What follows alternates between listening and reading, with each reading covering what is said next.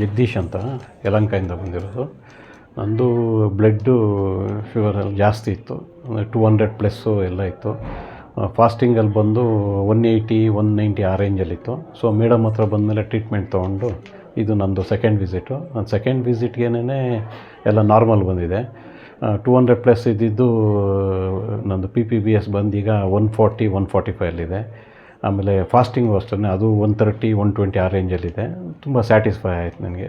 ಈಗ ಒಂದು 15 ಡೇಸ್ ಆಯಿತು ಅಷ್ಟೇ ಇಲ್ಲಿ ಬಂದು, ಒಳ್ಳೆ ರಿಸಲ್ಟ್ಸ್ ಬಂತು, ಎಲ್ಲ ನಾರ್ಮಲ್ ಆಗಿದೆ.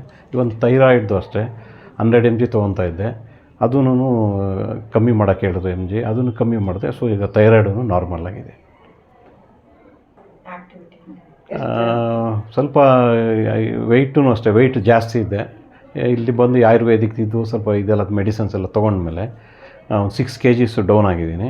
ಸ್ವಲ್ಪ ಆ್ಯಕ್ಟಿವ್ ಆಗಿದ್ದೀನಿ. ಸ್ವಲ್ಪ ಬೆಳಗ್ಗೆ ಸ್ವಲ್ಪ ಲೇಝಿ ಆಗಿರ್ತಾಯಿದ್ದೆ, ಈಗ ಬೆಳಗ್ಗೆ ಮಾರ್ನಿಂಗೇನು ಸ್ವಲ್ಪ ಆ್ಯಕ್ಟಿವ್ನೆಸ್ ಇದೆ ಇದು ತೊಗೊಂಡ್ರೆ.